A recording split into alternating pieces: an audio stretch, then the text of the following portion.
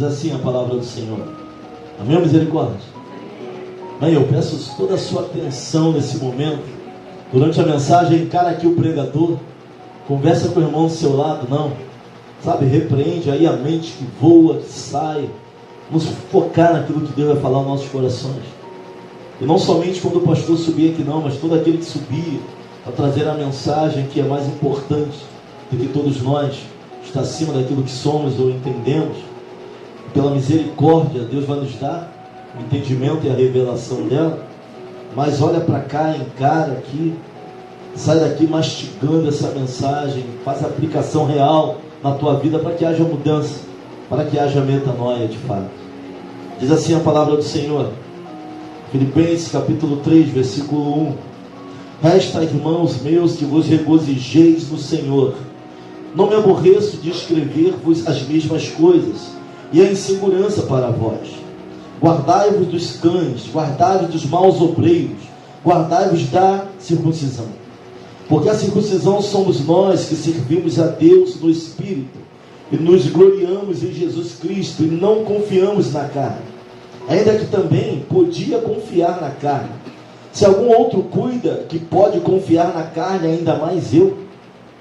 Circuncidado ao 8º ano, 8º dia, da linhagem de Israel, da tribo de Benjamim, hebreu de hebreus, segundo a lei fui fariseu, segundo o zelo perseguidor da igreja, segundo a justiça que há na lei irrepreensível, mas para o que para mim era ganho, reputei-o perda por Cristo. Coloca a sua Bíblia sobre o banco, vamos orar ao Senhor. Pai querido, eterno Deus, nós te glorificamos e exaltamos o teu nome. Eis aí a tua palavra, a qual foi lida, Senhor, e nesse momento, que não seja mais eu, mas teu Espírito através de mim, Pai, porque se tem algo para falar para a tua igreja, não tenho nada que não venha de ti ou dos céus. Se tem algo que venha prestar na vida dos meus irmãos e na minha própria vida, tem que vir de ti, Senhor, para este lugar. Nós repreendemos toda ação contrária à tua, Senhor, toda mente, Senhor, vazia, toda mente que porventura possa vagar, e te pedimos que venha trazer até este lugar, Senhor, para que possamos ouvir e entender a tua palavra, e mais do que isso, que haja aplicação real em nossas vidas, que ao sairmos deste lugar já possamos aplicá-la, para que haja crescimento e mudança no nosso meio, não só na igreja, mas na nossa casa, no nosso trabalho, na nossa forma de pensar. Pai querido, vem nos impactar, Senhor, através da tua palavra. Assim nós oramos e te agradecemos, no nome que é sobre todo nome, nome poderoso de Jesus, que a igreja possa dizer amém. Amém. Podem sentar para a glória do Senhor. Se quiser glorificar ao Senhor, fica à vontade. Glória a Deus, aleluia. Estamos num propósito ali, ó, metanoia. Esse propósito na ótica do homem está começando hoje. Mas aprove o Espírito Santo de Deus trazer uma mensagem por intermédio do diácono Leonardo domingo. Então, na vontade do Espírito, começou domingo passado, onde na mensagem que ele pregou, ele falou sobre as imposições da vida, as verdades relativas e a verdade absoluta, e o que tem regido a nossa vida de fato, a forma que nascemos, as guerras que temos, as lutas, porque família de origem ninguém escolhe, nós nascemos nela, e existem guerras, existem lutas por onde quer que fomos. Família que vai ser feita, você escolhe, mulher, o seu marido. Então ele falou das imposições da vida, na mensagem que ele trouxe. Falou da verdade relativa àquilo que acham ao nosso respeito, aquilo que dizem ao nosso respeito. Mas falou também da verdade absoluta, que é aquilo que Deus acha, que Deus nos chamou para ser. E temos que escolher de fato nessa vida o que realmente vai nos direcionar. Na quarta-feira, porque palavra gera palavra, nós falamos sobre Mateus capítulo 16, versículo 33, onde Jesus vai dizer que neste mundo tereis aflições, mas tem de bom ânimo. E vamos ver também ao longo da história que sempre que ele chamou alguém para uma determinada obra, assim como o próprio Josué, ele vai falar para ele, tenha bom ânimo. Em algumas partes dele vai falar, tem muito bom ânimo. Porque a carne e as guerras que nós temos, as patologias, a parte psicológica, a nossa tendência é sempre resistirmos. Falamos da bipolaridade espiritual. Pastor, o que é a bipolaridade espiritual? Uma hora estamos lá em cima, outra hora nós estamos lá embaixo. Uma hora nós queremos adorar o nome do Senhor e outra hora estamos falando conosco mesmo. Para o nosso espírito, eu não quero fazer mais nada na igreja. Que metanoia venha sobre nós. Precisamos entender o que é congregar e o que é o chamado de Deus na nossa vida de fato. Antes até de abrirmos a boca para falarmos de algo. Meus irmãos, eu não quero ser inconveniente, mas eu quero ser bem claro com você que ao longo desse propósito, Deus vai mexer em muita coisa dentro de nós. Eu quero te falar também que a palavra de Deus nunca foi a sua inimiga nem a minha. Se tem alguém pregando que a palavra é a nossa inimiga, isso é mentira, é a coisa do inimigo, para que não venhamos ouvir a palavra e entender aquilo que Deus está falando conosco. Abraça essa palavra, abraça essa verdade. Mas eu entendo também que o Espírito Santo tem sua forma de agir em cada um, seu jeito e a sua maneira. Não é por força, não é por violência, mas que a palavra do Senhor durante esse propósito, ela venha mexer conosco. Pastor, o que o Senhor vai fazer durante esse propósito? Eu vou mergulhar nele, irmãos. Vou mergulhar nele porque existem coisas na minha vida que ainda precisam mudar. Preciso de transformação em áreas dentro da minha vida. E se o pastor tem a coragem de falar isso de público, acredite, você também tem. Quando fala de conversão e libertação perto de crente, ele chega. Se botar um culto de libertação, o crente nem vai. Porque já parece uma afronta para ele essa palavra, libertação, seu circo a Deus. Mas conversão é por áreas. Sabia que ninguém é convertido em tudo, no completo, em todas as áreas. Tem áreas que nós precisamos ainda nos converter em Cristo, irmãos. Uns são na obediência, outros são orgulhosos demais. Eu falei certa feita que existem muitas formas de orgulho. E se orgulho é algo tão ruim, capaz de derrubar um querubim ungido, o que não faria na nossa vida, na nossa trajetória. Então metanoia vai mexer conosco. Vou trazer uma palavra diferente da palavra que o Diácono Leonardo trouxe, ou que eu preguei na quarta-feira. O pastor vai pregar outra coisa totalmente diferente. Quem subir aqui, Deus vai usar de uma maneira tremenda, porque nós entendemos que esse propósito vem dele para nossas vidas, é de Deus. Domingo foi só confirmação do que Deus já tinha falado ao meu coração. Eu estava receoso. Mas, pastor, Senhor, vou botar um propósito desse, metanoia. Pastor, o que é metanoia? Vem do grego, mudança de pensamento. Mudança de coração. Metanoia não tem a ver com o estilo de vida, irmãos. Não tem a ver com moral humana.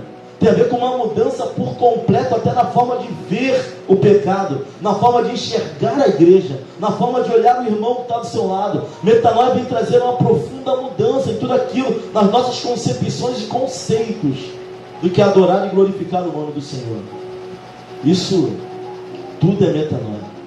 Muitos personagens serão pregados aqui durante esse 1 mês e meio. A consagração. Estava na consagração aqui de manhã, sábado de manhã, que coisa boa. Presbítero Jefferson, amigo do Diácono Wanderson, perguntou por você. O Diácono Léo explicou, você estava trabalhando, enfim.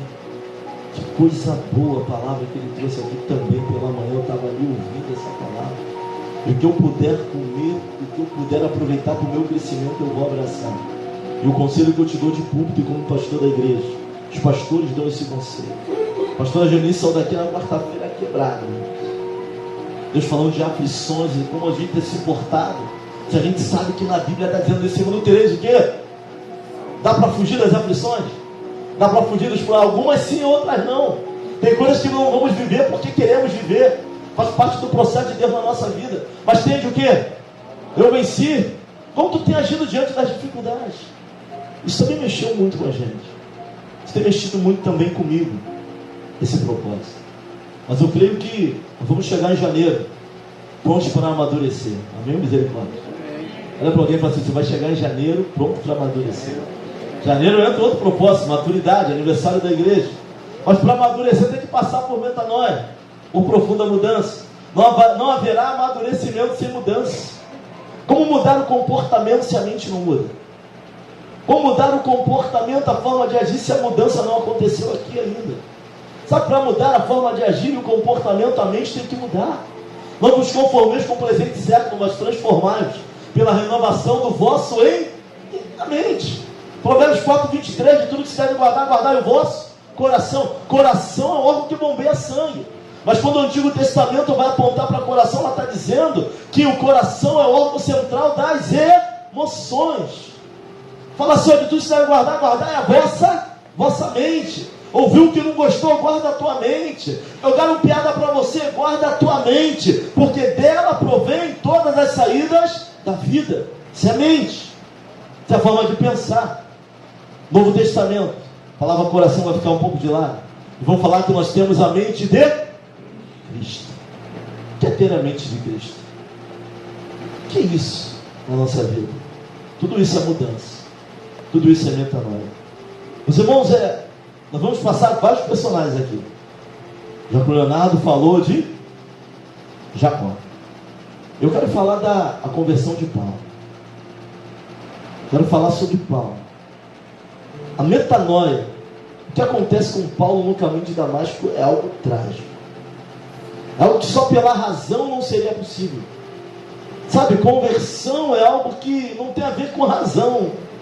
É uma colisão com o mundo espiritual, é bater de frente com o espiritual, ser virado do avesso, ser tirado do mundo de Deus, depois te bota de volta com a mente dele, renovada, com a visão diferenciada. Não é algo natural, conversão não é algo normal, metanoia não é algo normal, há uma intervenção do divino, do Espírito Santo na nossa vida, senão não seria possível essa mudança. Perto da igreja do primeiro século, bem perto ali, eles tinham uma classe chamada escolásticos.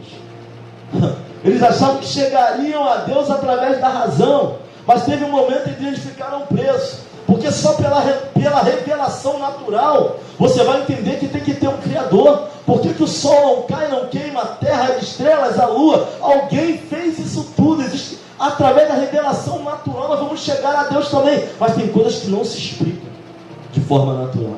Essa é a grande questão, onde muitos através da razão tentam ficar firmes naquilo, na fé e na caminhada, e também não conseguem só pela razão, porque metanoia, mudança de vida, mudança de mente, também é espiritual. Olha o que Paulo disse aqui em Filipenses.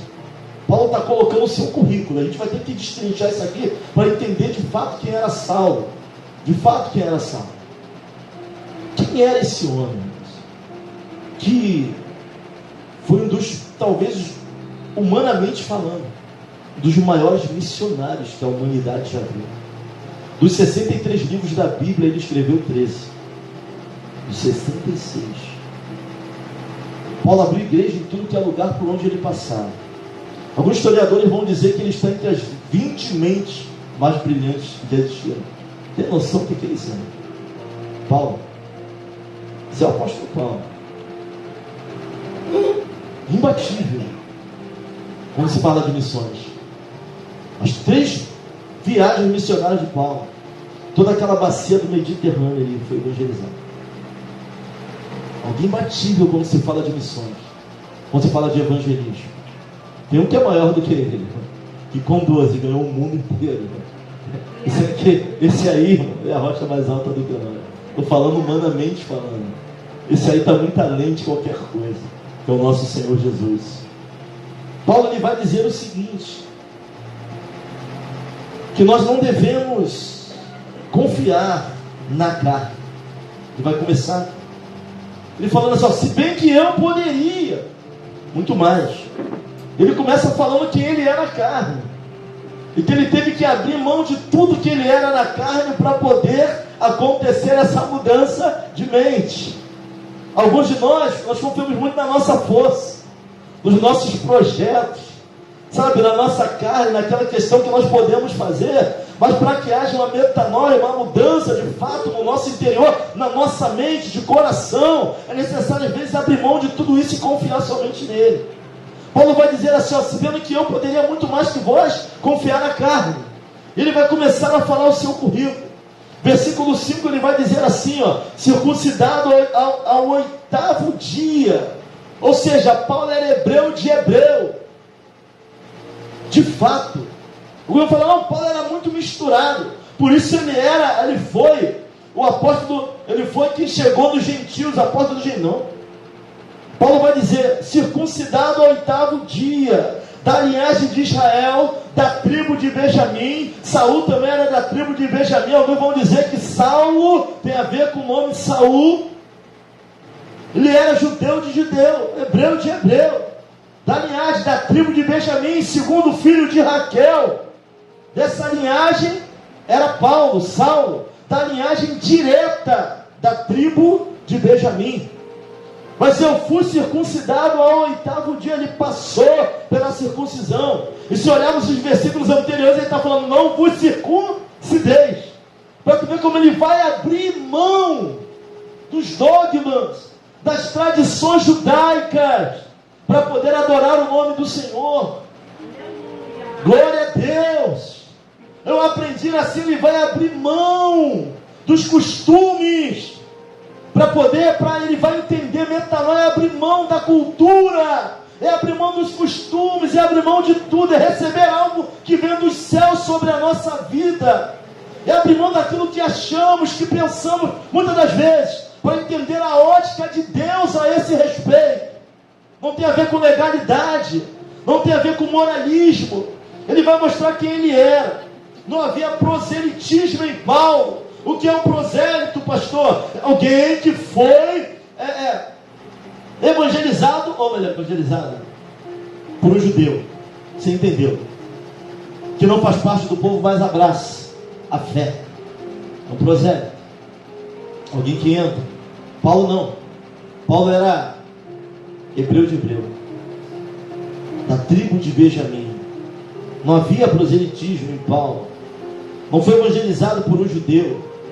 Ele vai dizer, segundo a lei, fariseu. Paulo era fariseu por convicção. Pastor, quem eram os fariseus? Pastor, a pior casta a nível de interpretação, de rigor da palavra, eram os fariseus. Hoje, nós chamamos de fariseu no conceito de que fala, mas não vive. Mas farisaísmo, de fato, não é isso. Era uma casta dos estudiosos, a pior que tinha. Paulo era fariseu por convicção. Segundo ao zelo, perseguidor da igreja. Paulo tinha tanto zelo pelo judaísmo, que ele se torna um dos piores inimigos da igreja na sua época. Tão zeloso, que ele não admitia os do caminho. Que eram os do caminho? Era aqueles que estavam pregando Jesus. Eram chamados de os do caminho. Jesus vai dizer, eu sou o caminho, a verdade e a vida. Ninguém vem ao Pai se não for por mim. Realmente ele é o caminho. Esse era Paulo. Segundo a justiça irrepreensível. Versículo 6. Paulo era irrepreensível em todas as tradições judaicas. Todas elas. Paulo cumpriu. Paulo não era alguém misturado não, irmãos. Como você vai ver algumas pregações por aí, que Paulo foi mais fácil pregar para os gentios do que Pedro. Não. Paulo era judeu de judeu, hebreu de hebreu. Não era misturado não, pelo contrário, veio de uma linhagem direta do povo de Deus. Quanto à justiça, irrepreensível. Gálatas capítulo 1, versículo 14. E na minha nação excedia em judaísmo a muitos da minha idade, sendo extremamente zeloso das tradições de meus pais. Ele mais novo, ele excedia as pessoas da idade dele no judaísmo, dentro da tradição dele. Quanto à sua cidadania, Atos 22, 3. Quanto a mim, sou judeu, nascido em Tarso da Cilícia. Judeus de pai, mãe, da herança. Nasceu em Tarso, pela região, cidadão romano. Alguém vou dizer que era um título que ele herdou do pai. Alguns herdavam um título. Cidadão romano. Aí agora eu falo da mistura. Mas ele vem de uma linhagem da tribo de Benjamim. Mas o lugar que ele nasceu, uns falam que quem nasce no centro do Rio é carioca. É isso mesmo, né? Quem não nasce no centro é fluminense. Alguns não sabem disso. Mas quem não nasceu no centro não é carioca, é fluminense. Ele nasce naquele lugar romano, cidadão romano, ele é do tipo. Então ele era um romano também, judeu de judeu, da tribo de Benjamim, mas também era cidadão romano. Quanto à formação intelectual, faculdade de filosofia, influência grega, direto, os gregos, grandes pensadores. Paulo era um grande pensador, irmãos. Atos 22, 3. Mas criado nesta cidade, instruído aos pés de Gamaliel, doutor do Antigo Testamento. Falava mais de uma língua. Esse era Paulo. Quem foi Gamaliel? Renomado mestre doutor da lei, membro do Sinédrio, professor de Paulo. Paulo era professor, doutor no Antigo Testamento. Esse era Paulo. Perseguidor do caminho até a morte. Ele vai dizer no versículo 4: persegui este caminho até a morte, prendendo e metendo em prisões, também homens como mulheres. Paulo era alguém que não gostava de cristão. Paulo era alguém que odiava a Cristo. Paulo era alguém que odiava o caminho. Perseguidor da igreja que ora surgia. Perseguidor dos evangelhos. Perseguidor do cristianismo. Carrasco do povo de Deus. Quando o primeiro mártir, quem foi o primeiro mártir? Ajuda aí, irmãos. O jovem Estevão. Paulo consentia. As vestes de Estevão caem aos pés de Paulo. E ele consentia. Quando tinha que dar um voto, se era para viver ou morrer, Paulo dava o voto de condenação aos cristãos. Pense no pior perseguidor da igreja hoje. Pense em Paulo, no tempo dele. Isso era Paulo, irmãos. Perseguidor da igreja, odioso da igreja, alguém cuja razão, o estudo, a filosofia, as tradições mandavam na vida de Paulo. O judaísmo ortodoxo, a ortodoxia das tradições mandavam em Paulo, instruíam Paulo. E Paulo ainda tinha algo a mais, irmãos. A palavra vai dizer que se a luz que em ti for em trevas, grandes trevas serão. Imagine alguém achando que está certo no seu caminho, achando que está fazendo certo, mas está errado. Quem muda esse tipo de mente? Quem muda esse tipo de coração? Você sabia que quando nós falamos de metanoia, tem muita gente que é cristão quando fala de religião, mas o pensamento é pagão em outras áreas. Quando fala de política, não pensa como um cristão, pensa como um pagão.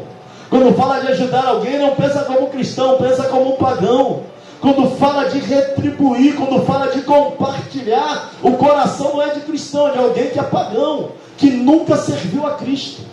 Tem áreas na nossa vida que nós deveríamos pensar como cristão e não como pagão. Tudo na nossa vida.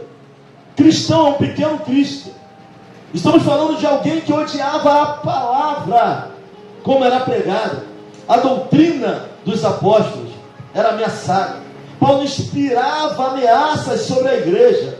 Paulo atrapalhava o crescimento da igreja. Paulo atrapalhava a desenvoltura da igreja. Paulo conseguiu cartas das autoridades para prender, para julgar, para acabar com a vida. Era alguém que odiava. Hoje eu posso falar, na linguagem de hoje, eu odiava crente. Esse era Paulo. Mas Paulo ele vai colidir com o sobrenatural. Quem pregaria para Paulo, irmãos? Quem entraria na frente de Paulo para pregar a palavra? Quem? Ninguém. Pelo intelecto.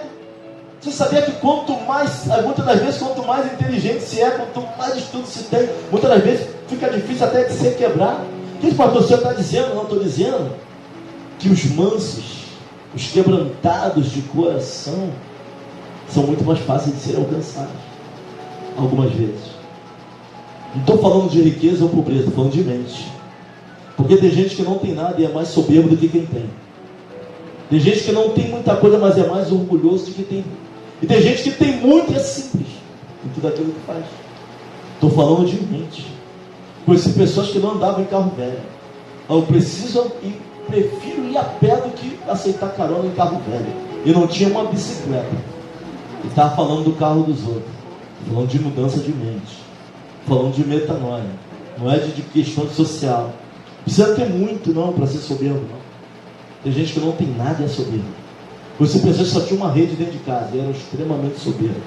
naquilo que falava, seja pela cor, seja pela altura, seja pela beleza. Soberba não vem só de dinheiro, não, irmãos. Mente é algo muito complicado de se lidar. Mas esse era Paulo. Mas em Atos capítulo 9, versículo 1, abre lá comigo no livro de Atos. Paulo ele vai ter um encontro com alguém que poderia convertê-lo, com alguém cujo ele não poderia lutar contra, que era muito maior do que ele, alguém que ele não poderia de forma nenhuma bater de frente, irmãos, porque não daria. Ele, com todo o currículo que ele tinha, ele entendeu que aquele que entra no caminho de Damasco era maior do que ele. Sabe, esse era Paulo. Eu tive que mostrar aqui na Bíblia quem era Paulo. Porque conhecemos um Paulo hoje, pregamos um Paulo hoje que nem sempre foi assim. Pelo contrário, Paulo vai dizer: me sinto o menor dos apóstolos, porque eu fui perseguidor da igreja, mas pela graça sou o que sou. A graça levou Paulo a ser o que ele era. Mas Paulo, anticristão, anti-Jesus, perseguidor do caminho, perseguidor da palavra como ela é pregada hoje. Mas vai dizer a Bíblia em Atos capítulo 9, versículo 1: e Saulo, respirando ainda ameaças e mortes contra os discípulos do Senhor, dirigiu-se ao sumo sacerdote, pediu-lhe cartas para Damasco, para sinagogas, a fim de que se encontrasse alguns daquela seita. Olha o que era a doutrina de Cristo para Paulo: era uma seita, algo que deveria ser aniquilado, acabado pelo zelo, pela justiça irrepreensível. Esse era Paulo. Nem parece o mesmo Paulo que a gente prega, parece? Esse era Paulo. E você hoje parece o que um dia foi? Você hoje parece alguém que saiu de onde saiu? Alguns aqui, o único vício foi Danoninho e Yakult. Se eu berço cristão, pastor, sou viciado em Danoninho. Meu maior erro é viciado em Danoninho e Yakult. Mas tem gente aqui que Deus tirou da boca do leão, irmãos. E indo no caminho, aconteceu que, chegando perto de Damasco, subitamente cercou um resplendor de luz do céu. Olha o que acontece com Paulo. Conversão é uma obra do sobrenatural da nossa vida. E o resplendor do céu subitamente cercou Paulo. Versículo 4: e caindo em terra, ouviu uma voz que lhe dizia: Saulo, Saulo, por que me persegues? Quando ele perseguiu o evangelho, estava perseguindo a quem? Quando ele ignorava a palavra de Deus como era pregada, estava ignorando a quem? Quando ele colocava no cárcere privado, estava fazendo com quem? O dono da obra desce. O dono da obra vai resolver com ele. Saulo, Saulo, por que tu me persegues? Agora quem está falando não é apóstolo Pedro, é o dono da obra. É ele quem desce para ter com Paulo. Quem vai conversar com Paulo sobre metanoia é o próprio Cristo que desce. Ele vê uma luz e vai falar: Paulo, Paulo, por que me persegues? Caindo em terra. Alguém vai falar que Paulo caiu do cavalo. Que cavalo não é aqui, irmão? Ele está dizendo que caindo em terra, não é? Paulo caiu no seu cavalo. Já imagina o cavalo, Paulo vindo. Ele quer romantizar. Caindo em terra. Paulo também não é arrebatado, não. Caindo em terra, consciente. Ele se prostra. Ele entende que quem está diante dele é maior do que ele. O que alguns aqui ainda não entenderam: que quem está te chamando é maior do que você. Tu não tem que cair arrebatado, não. Tu tem que se prostrar, entendendo que ele é maior. Oh, glória! Entendendo que ele é quem manda mais. Ele é quem instrui.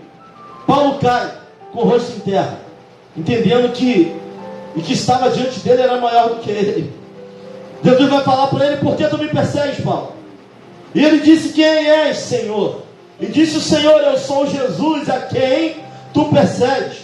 Duro é para ti recalcitrar contra os arguilhões.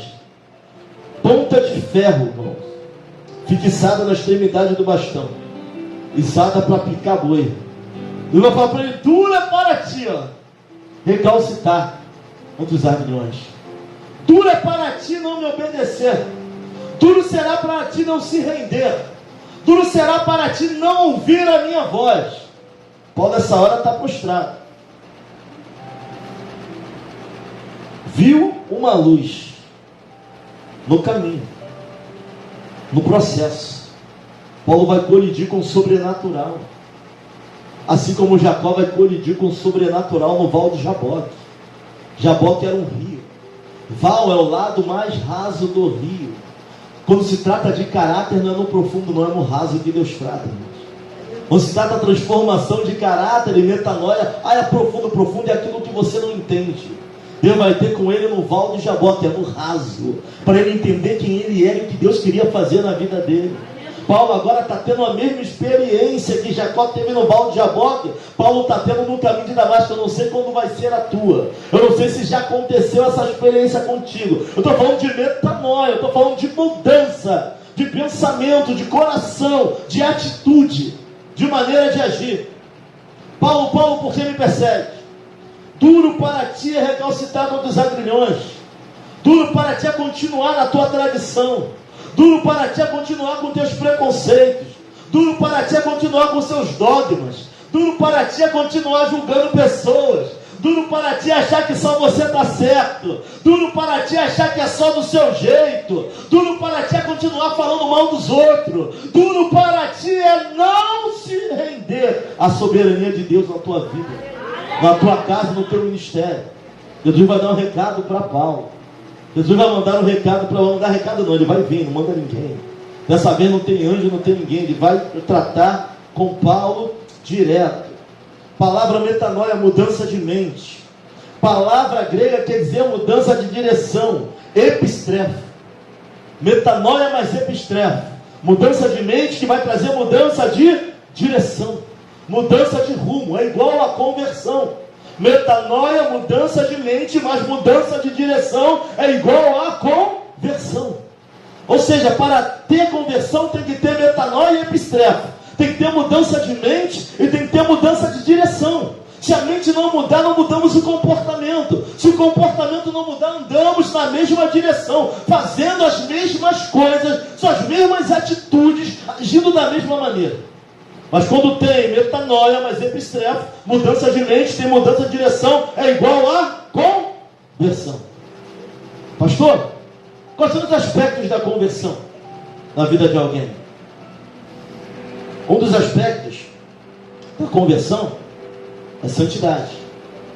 Mas tem outro que vem antes. Regeneração. Diga comigo, regeneração. Quando há metanoia, epistrefo, quando há mudança de mente, quando há mudança de direção, nós entramos na conversão e começa o processo de regeneração. É o homem caído no seu pecado, nas suas concepções, no seu jeito, na sua forma, agora está sendo regenerado em todo o seu pensamento, em toda a sua forma de agir, em todo o seu jeito de pensar. Sabe? Quando conversão, ela vai mudar algumas questões da nossa vida. Conversão vai trazer um aspecto que chama-se regeneração. E não temos para onde correr disso. Sabe como é que é a ótica de alguém que está no processo de regeneração? Alguém que não é regenerado, não está nem aí para Deus, não está nem aí para a obra, não está nem aí para a igreja, não está nem aí para horário, não está nem aí para reverência. Para ele tanto faz, ele não deve nada a ninguém. Ele vive a vida dele do jeito que ele quer. Os projetos dele, Deus não está no meio, Deus não rege, não pergunta, não está preocupado. Alguém que começa um processo de regeneração, Deus começa o processo de regeneração na vida dele. Ele fica reverente, aí ele tem temor, aí ele pergunta, aí ele fala com Deus, aí ele ora, aí ele começa a chegar no horário, aí as coisas de Deus passam a ser importantes para ele. As coisas de Deus não vêm no final da relação dele. Deus começa a ter a primazia na vida dele. Alguém onde Deus começa o processo de regeneração, as coisas de Deus se tornam importantes para ele, e não só a dele. Alguém que está no processo de regeneração, as desculpas acabam. Ele entende o quanto ele precisa de Deus. Senhor, eu preciso buscar a tua face, preciso viver contemplação. O que é contemplação, pastor? É gastar tempo na presença de Deus, é falando com Deus, é se consagrando, é entendendo. Alguém que está no processo de regeneração, Deus se torna o pilar da sua vida. Alguém que está fora desse processo, ele não está nem aí para dar satisfação a nada que venha de Deus. Ele anda como ele quer. Mas alguém que serve a Deus está no processo de metanoia, mas de mudança de direção, vem regeneração. Ele começa a se preocupar com quem Deus é. Ele começa a ter temor, gera temor no seu coração. Senhor, quem tu és, Senhor? Eu sou aquele que tu persegue, Pai. Duro para ti será ficar contra aquilo que eu tenho. Duro para ti será ir contra a minha vontade. Isso é o processo de regeneração. Ele muda a nossa ótica diante de Deus, daquilo que Deus é. Deus não é mais alguém que eu vou só pedir favor. Deus não é mais alguém que quando o negócio está ruim para mim, meu Deus me livra. Ele é alguém que você quer andar todo dia. Ele é alguém que você pergunta, eu devo fazer, não devo fazer. Senhor, eu quero mais da tua presença, Pai. Não me dá vontade de orar, mas eu sei que tu és a rocha mais alta que eu. Esse é o processo de regeneração. E da regeneração vai vir a santidade, santificação, separação. A ótica de alguém que está no processo de regeneração é outra. Paulo, ele perde a visão. Deus vai falar com Ananias, não quer nem ir perto de Paulo. Esse homem é terrível. Não, ele vai ser algo grande na minha presença. Vai lá, está cego. Cego. Foi necessário perder toda a visão própria daquilo que ele achava, do que ele tinha. Quando Ananias olha por Paulo, a visão volta. Quando volta a visão espiritual vem com tudo, irmão. Vem de uma vez só. Mas entendo que nessa caminhada nem todos são Paulo, alguns são Pedro. Olha para alguém e fala assim, nem todo mundo é Paulo. Tem gente que é Pedro. Tem gente que Deus vai ter que insistir nele. Tem gente que vai falar que não vai negar, mas vai negar. E o galo vai cantar 3 vezes. Sabe, tem gente que vai bater cabeça, nem todo mundo é Paulo. Paulo, a visão vem tudo de uma vez, vem um propósito, vem tudo. Paulo vai para o deserto da Arábia, fica lá, e por revelação, o que ele vai falar quando ele escreve ali a Santa Ceia? Porque eu vos entreguei aquilo que o Senhor, ele nem estava na última Santa Ceia. Aquilo ali é revelação. Jesus vai revelar, Jesus vai ter com ele, vai tratar com ele.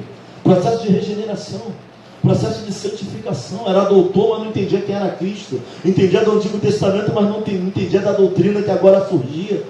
Sabe, tem gente que é até muito inteligente, lê Bíblia, sabe pregar, sabe tudo, mas experiência com o Espírito Santo é outra coisa totalmente diferente. Quem tem experiência com Deus, quem sofre metanoia, fica marcado. Não tem para onde correr disso. Jacó é tocado na sua junta. Paulo, quando levanta, está cego. Alguma coisa vai te marcar. Quem sofre metanoia, mudança na mente, ele é marcado por algo. Sabe, eu não falo de experiência expulsar demônio, não estou falando disso não. Não tem nem demônio. Quando Deus entra numa experiência real com alguém dele, cadê demônio aqui? Cadê demônio no caminho de Damasco? Cadê demônio no Val de Jaboque? É Deus soberano tratando com quem é dele. Demônio não pode nem entrar, nem botar a mão. Não tem vento frio, não tem panela que sopra, não tem porta que bate. É Deus que vem tratar com quem é dele. Paulo está sofrendo. Aleluia. Metanoia, mudança de direção. Deus está tratando com Paulo no íntimo. Visão de Paulo volta.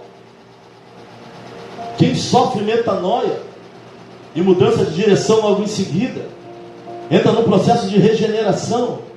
A visão dele sobre o pecado muda. Quem não está no processo de regeneração, pecar para ele é bom. Tem pessoas no meu lugar que eu trabalho, e quanto mais mulheres, para ele é melhor, ele se sente muito homem.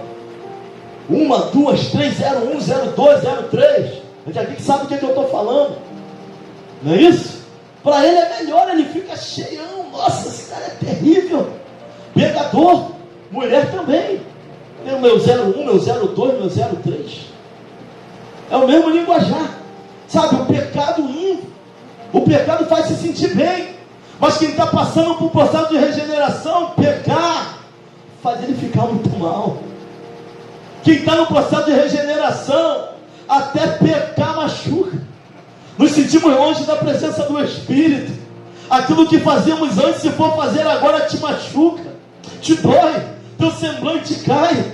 Tu até peca devido à natureza adâmica, mas não gosta mais de pecar. Tu não é mais amigo do pecado. Tu não é mais amigo do mundo. Você começa a entender que todo aquele que é amigo do mundo vai ser inimigo de Deus. Tu pode até errar, mas não gosta de estar errando.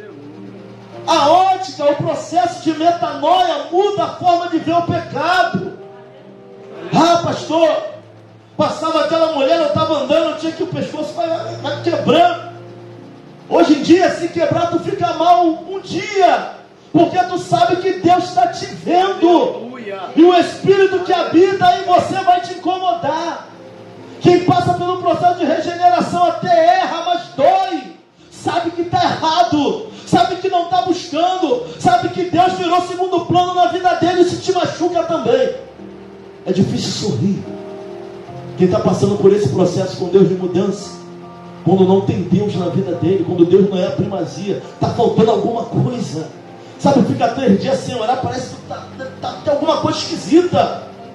Quebra a comunhão, tu fica logo preocupado. Isso é metanoia, isso é mudança de mente, irmão. Sabe qual é a terceira coisa que metanoia e regeneração vai mudar na nossa ótica? A forma como eu vejo o meu irmão. Sabe, alguém que me incomodava, tu batia logo e queria que subisse da tua frente. Alguém que mexia contigo, tu revidava na mesma moeda.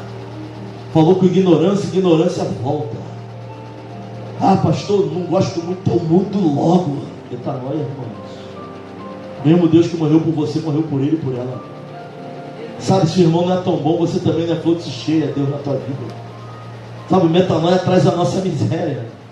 Metanoia traz a nossa mudança. Mudança de atitude, mudança de comportamento, mudança de visão. Sabe, tu sabe que a pessoa não bate muito com você, mas é tua irmã em Cristo. Você vai lá dar paz do Senhor e quem sabe amanhã não é que Ele vai usar para te levantar no momento difícil. Porque Deus faz bem dessa maneira, irmãos. Não se faça inimigo ali, nem se revele inimigo de ninguém. Metanoia traz isso para nós. Se alguém quiser ter inimigo, ele vai ser sozinho. Se quiser meu ser inimigo, briga sozinho por aí, porque eu não estou aqui para brigar. Minha briga não é contra a carne nem contra o sangue, é contra os principados e potestades na região celestial. Se quiser falar de você, deixa falar. Metanoia, regeneração, traz mudança, traz crescimento, muda o comportamento, você muda a atitude, você muda o jeito, você muda a forma. Quer se fazer teu inimigo? Fica à vontade. Quer falar mal de você? Deixa, que justiça não vem de você, vem de quem? Vem daquele que te chamou. Mas não se revele inimigo de ninguém. Não fale mal de ninguém. Se precisar de você, você ainda ajuda. Pastor, o senhor está falando para eu ser um banana, para eu ser um otário? Isso é metanoia, isso é mudança de mente. Antigamente você mesmo tomava suas decisões. Mexeu comigo, já era, que o buraco é mais embaixo. Mas agora quem entra na nossa guerra é o Senhor. Isso é mudança, isso é regeneração, isso é santificação, isso é santidade. Vão ter momentos que você vai ter que falar, vai ter que se impor, porque não tem jeito. Mas você sabe que a última palavra quem dá é Ele. Metanoia, epistrefe, mudança de direção, mudança de rumo. Tem sintomas o crente que está sendo regenerado, mas tem sintomas do crente desviado também. Tem sintomas, é só tu perceber os sinais e fique preocupado com esse negócio. Isso aqui tem a ver com a nossa salvação, porque passamos a vida toda na igreja sem nos convertermos. É isso que tem acontecido. Pessoas passam anos na igreja e não se converteram ainda, não sofreram a metanoia, não sofreram o epistrefo, não houve uma mudança de direção de fato. Está na igreja, assim, pertence a uma igreja, mas a igreja não está nele, não entrou nele ainda, não entendeu o que é congregar, não entendeu o que é servir, não entendeu o que é adorar, não entendeu o que é perdoar, não entendeu o que é amar. Sabe, eu não quero passar minha vida toda na igreja e não entender isso. Eu não quero ser chamado de pastor e não entender isso. Eu tenho por obrigação, Senhor, metanoia na minha vida em todas as áreas. Vem me mudar, muda a minha concepção, muda o meu jeito de ser. É possível. É possível viver metanoia. Sabe qual foi minha guerra hoje? Eu estava num lugar onde vim de carro ali com meu pai. Encontrei um diácono, sabe o que ele falou para mim? Pastor, as pessoas não mudam, elas amadurecem. Falei, meu amigo, um traficante amadurece, uma prostituta amadurece, crente sofre metanoia, crente muda, crente se converte. Isso é palavra, te mostro na palavra isso. Eu num lugar que vendendo carro e pregando o evangelho, tem ponto de correr disso, irmão.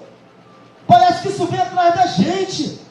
Está no mercado, tem alguém falando, tu vai no lugar, tem alguém, tu tem que pregar. Tu às vezes nem quer, mas a boca abre. O Espírito coloca. Eu estava numa piscina do Sesc com a pastora. Veio um casal e falou assim: olha, pastor, a menina grávida. Olha, ele está pulando a cerca, ele aprontou para mim. Eu falei, vem cá que a gente vai orar. De sunga, irmão. Eu estou me olhando para a minha cara dentro da piscina do Sesc. Deus quer saber de lugar, começamos a pregar e orar, pastora de maior, olhando em volta, o olho arregalado, a gente orando pela família. Isso é metanoia, você já não liga para quem está te vendo. O que vão falar do nosso louvor já não importa mais, irmãos. Nós sofremos uma metanoia, uma mudança na mente. Epistrefa, uma mudança de direção. Que vão falar de mim é o que menos importa. Eu quero adorar e glorificar o nome do meu Deus. Sabe, você sobe nesse púlpito, você adora de baixo e não está preocupado com quem está do lado. Não se preocupa não. Que Mical foi falar da adoração de Davi, acabou ficando estéril. O problema é de quem está falando da tua adoração. Adora do teu jeito, é da tua forma. Eles não têm que entender. Ninguém aqui tem que entender nada. É Deus que está no controle, Ele entende. Cada um tem o seu jeito, sua forma de ser metanoia. Pastor, fez comigo, eu deixo para lá, irmãos. Não desista das pessoas, não. Ser cristão é ser um pequeno Cristo. Como Jesus agiria? Eu orar. Se a conversa não dá mais, você ora. Mas é mudar atitudes. Parar de se encolher. Para de correr daquilo que Deus tem. Primeira característica de alguém que está no processo de regeneração também. 8 horas. Desejo de fazer a vontade de Deus. Metanoia gera um desejo de fazer a vontade de Deus em nós, irmãos. O homem mau tinha caído diante do Senhor. E ele pergunta: o que queres que eu faça? Primeiro desejo de Paulo. O que quer? Ele entende que ele está no caminho errado. Ele entende que com todo o currículo dele não era suficiente para comprar a sua salvação. E nem para sofrer esse tipo de mudança. Ele mal cai. Olha para alguém e fala assim: ó, se tu cair diante do Senhor, pergunta o que Ele quer que você faça. Sabe? Regeneração queima um desejo de fazer a vontade dele. Não é minha. Sabe o que o irmão pregou aqui de manhã na consagração que a juventude estava na frente? Ele falou que para adorar a Deus tem que ser espontâneo. Mas para fazer a vontade, ele não está preocupado se você quer ou não, ele mandou fazer. Jonas vai parar no interior de um grande peixe. E era para pregar para Nínive, querendo ou não. Pode fazer bem sim. Obedecer não tem nada a ver com o teu livre-arbítrio. Obedeça para ser abençoado. Tem a ver se você obedeceu ou não. Mas tu acha que tu tem que estar bem para fazer? Tu acha que eu estou bem todo dia para pregar? Tu acha que eu estou legal? A pastora está legal para subir aqui domingo e cantar louvor e ministrar louvor para a igreja? Deus falou: faça. Sabe? Aleluia. Paulo vai dizer: porque eu sou prisioneiro desse evangelho. Sabe o que ele está dizendo? Meu livre-arbítrio está comprometido. Eu sirvo a Deus de uma maneira tão grandiosa e profunda que até aquilo que eu acho não interessa mais. Sou prisioneiro. Tu vai adorar aí? Está bem para adorar, tu adora. Não está, você olha. A palavra vai dizer. Mas quando ele mandar tu você ir lá e falar com teu irmão que você ama ele, faça. Cumpra. Tu não tem que estar muito legal para fazer isso não. Pastor, eu estou confortável. Quantos exemplos teve a ver com conforto? Jonas, tem a ver conforto com pregar em Nínive. Os historiadores vão falar que aquele pessoal matou a família de Jonas, que era algo pessoal que ele tinha. O problema é quando a gente leva para o lado pessoal.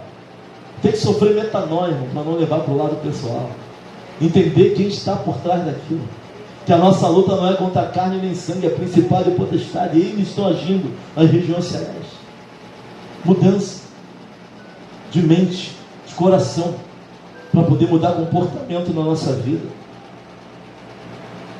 Segunda característica: mesmo sem enxergar, ele obedece. Quem sofre metanoia não sabe nem para onde está indo. Mas alguém que é nascido do Espírito não sabe para onde vem e não sabe para onde vai. Ele só vai. Tu acha que eu tenho que enxergar para obedecer? Não. Meu servo, começa um ministério. O ministério vai ser tal. O ministério vai trazer guerra, Senhor. Começa o ministério. Você tem que enxergar. Vamos falar assim: Fábio, será que vai dar certo a gente andar com o pastor e a evangelista? Você tem que enxergar. Deus não mandou andar? Deus não mandou fazer? Deus não mandou ir? Ele, se enxergar, ele desce. Fica 3 dias que Deus ia mandar alguém lá para orar por ele. Deus falou que ele ia mandar? Não. Ele tem a obrigação de te falar tudo no início do processo? Ele tem a obrigação de te falar como vai ser para você correr? Para mim correr? Se eu soubesse como seria no início do processo, tu encarava? Encarava nada. Metanoia vem de obedecer. Quem está no processo de regeneração, ele tem vontade de fazer a palavra e de obedecer a Deus. Ele apenas vai cego, ele vai. Porque quem dá visão é quem? Quem bota o chão para você pisar. Está vendo o chão? Não. Mandou pisar? Pisa. Ele vai botar o chão. Pisa. Vai. Metanoia traz obediência e confiança. Essa mudança na mente, tem gente aflita porque não confia. Tem gente sofrendo pelo amanhã porque não confia de verdade. Se confiasse, dobrava, botava a cabeça no travesseiro e dormia. Sabe, se alguém quando confia, eu estou aqui, confia mais no amigo. É nós, estamos juntos. Nós juntos e misturados, vai te deixar na pista.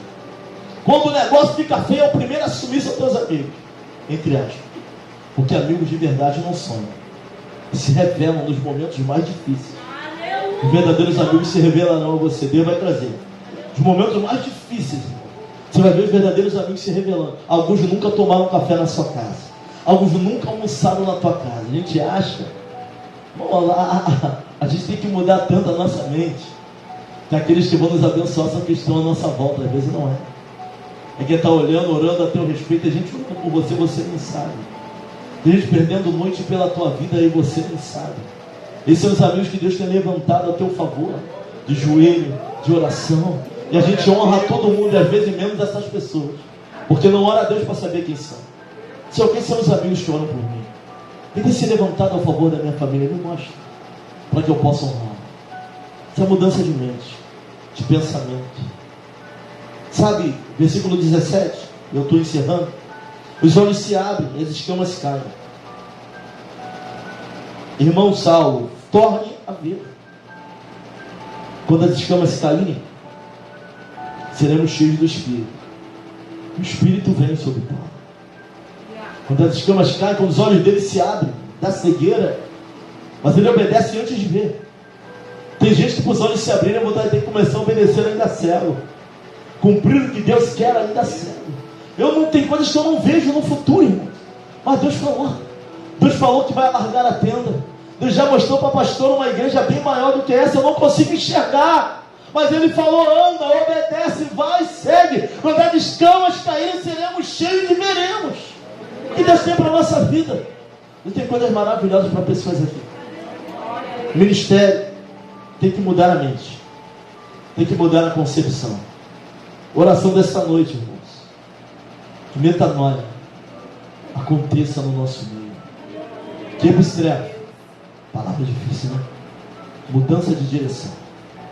Mudança de mente que gera mudança de direção. Mudança de mente que gera mudança de atitudes. Sabe, até a vida financeira melhora quando as atitudes melhoram, gente. Até a ótica financeira muda. O carinho pela esposa, pelo marido volta. Está com um problema em casa, às vezes muda, metanoia, mudança. Entender quem somos, que Deus nos deu para tomar conta e o que seremos. Metanoia. Fala para o irmão assim, é só o começo. É só o começo. Vai vir muita palavra aí para a gente.